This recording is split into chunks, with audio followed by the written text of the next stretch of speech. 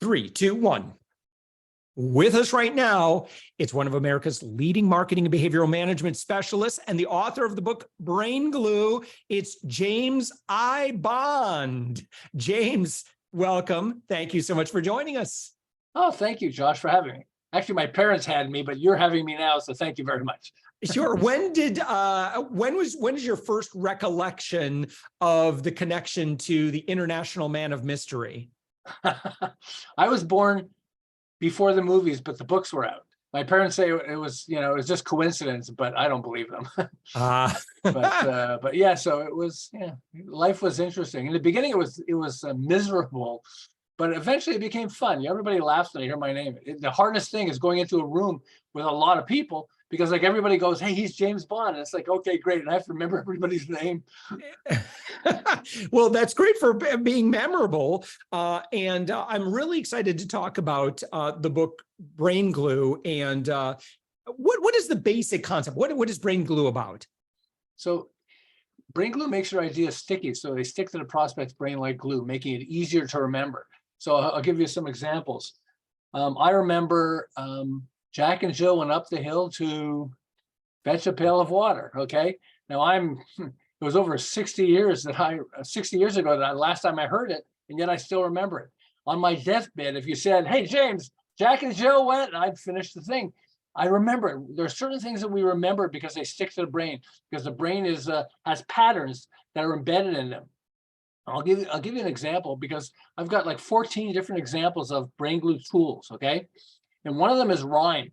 So to show you how powerful rhyme is, when Johnny Cochran was representing O.J. Simpson in the murder trial, what did he say? "If the glove doesn't fit, you must acquit." You got it. See, you remember it. Now, how long ago was it? Okay. And so that was profound, because they had a ton of evidence against him. And yet I saw the two of the jurors being interviewed after the trial, and they said, "Well, with all that evidence against OJ, how come you found him not guilty?"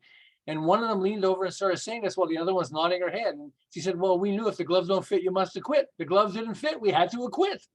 It's powerful when we realize, the power of certain tools in rhyme. It blows our mind because it sticks to the brain. So that's rhyme is one. But I just saw this ad. I thought it was hilarious. Sometimes you use something that's already stuck in everybody's brain. I'll give you an example. When I was a baby, when I had young kids, we would say head and shoulders, knees and toes, eyes, ears, mouth, and nose. And that's embedded in a ton of people's brains already. So if you're coming out with a dandruff shampoo, what's a good name for a dandruff shampoo?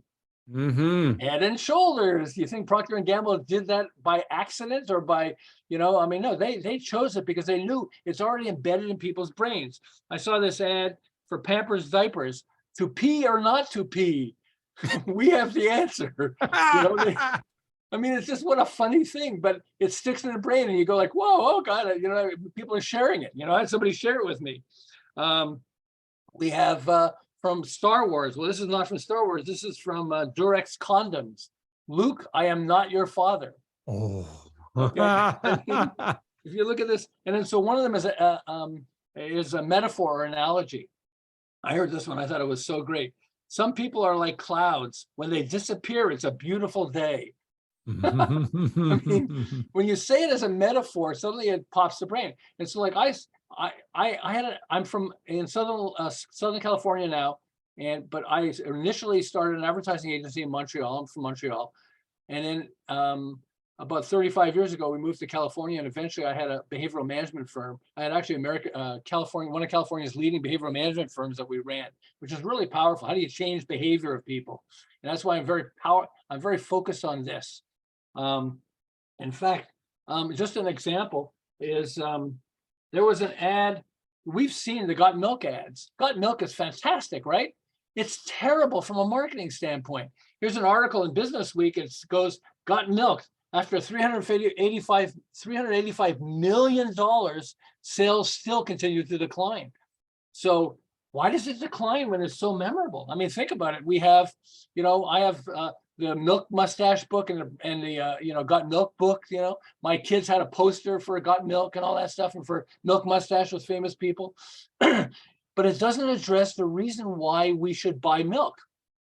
So Mm. milk used to sell like crazy because it's loaded with calcium, which strengthens the bones, and because let's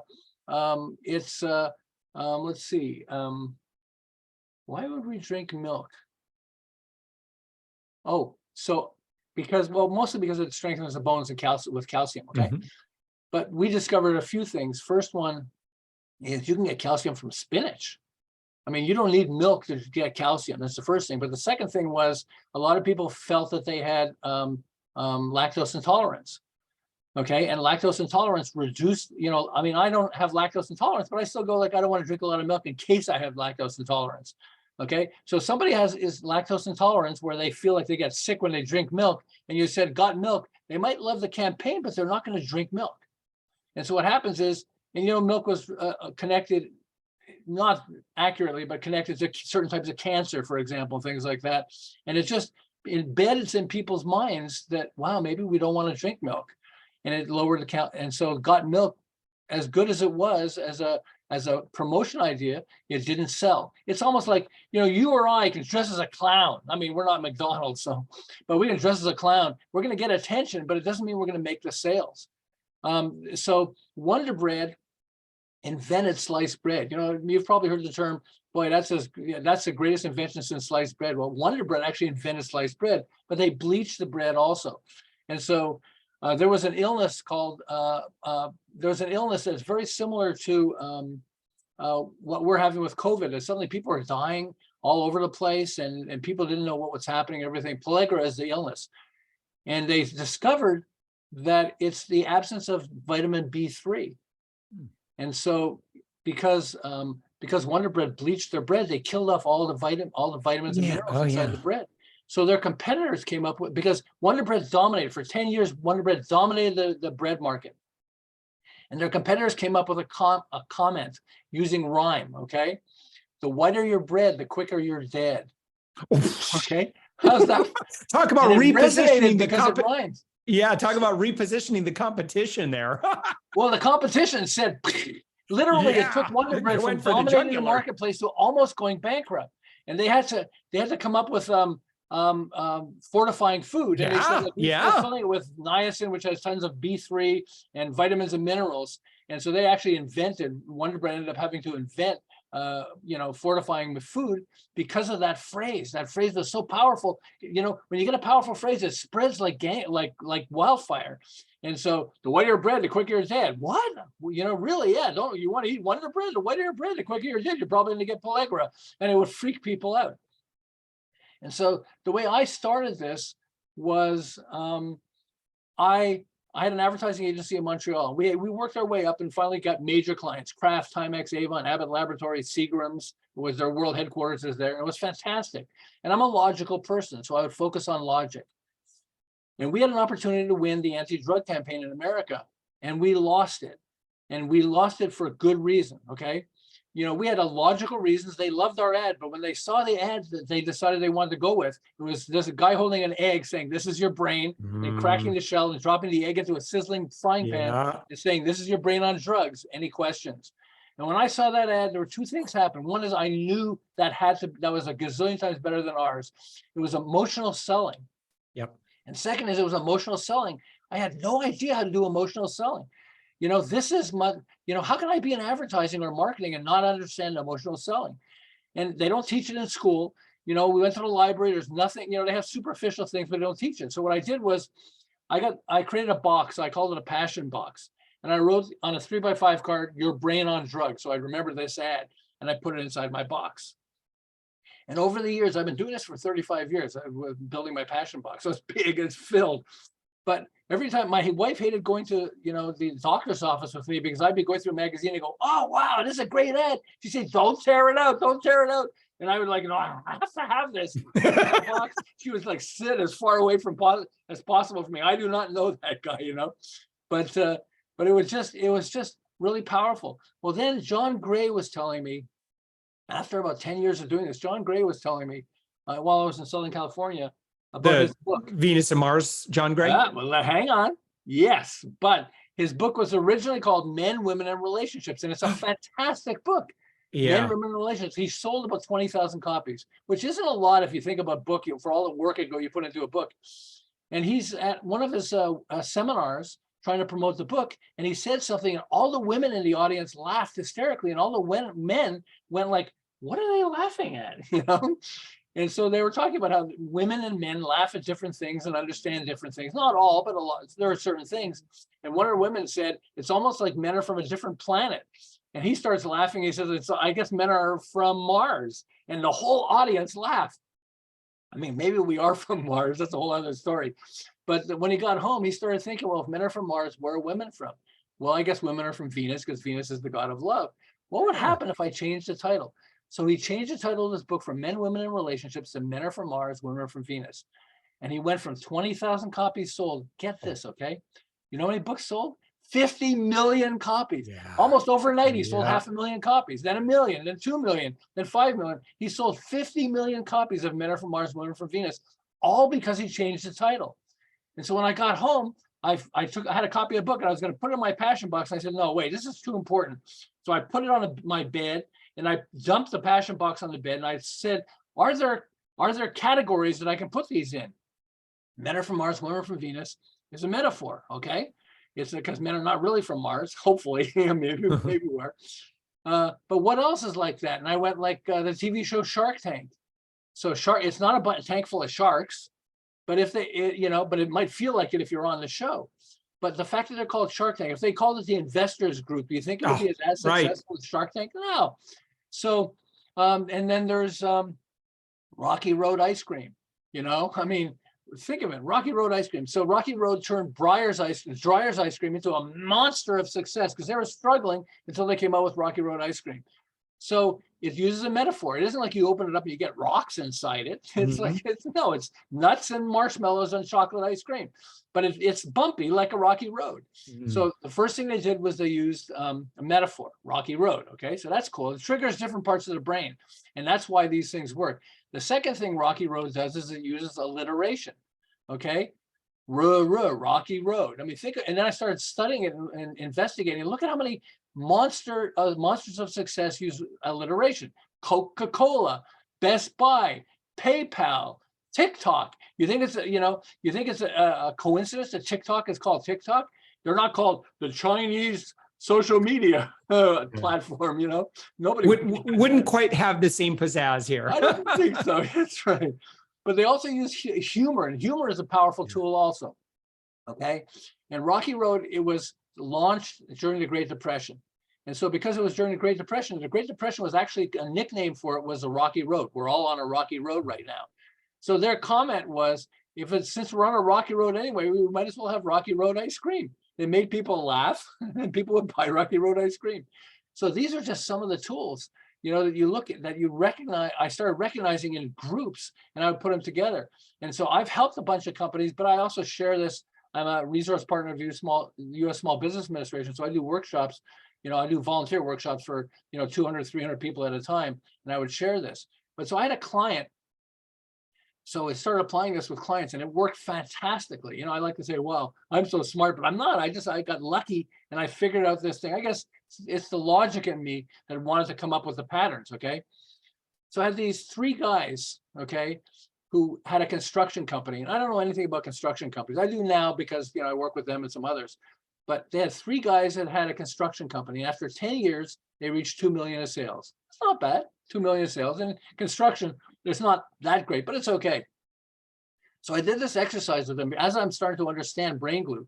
And I said, let's make a shopping list on a whiteboard of all the different types of clients you go after, all the industries and clients you go after, because they're construction. So they'll build one home, they'll build a whole line of homes, they'll build a manufacturing facility if somebody wants, they'll do anything because they want business. Okay. But I said, let's make a shopping list of all the different types of clients you're going after.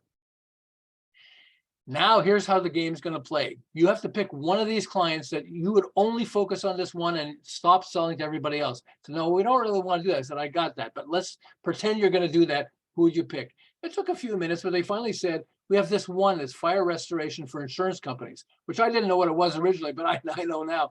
It's every time somebody has a fire, the insurance company has to pay for the home.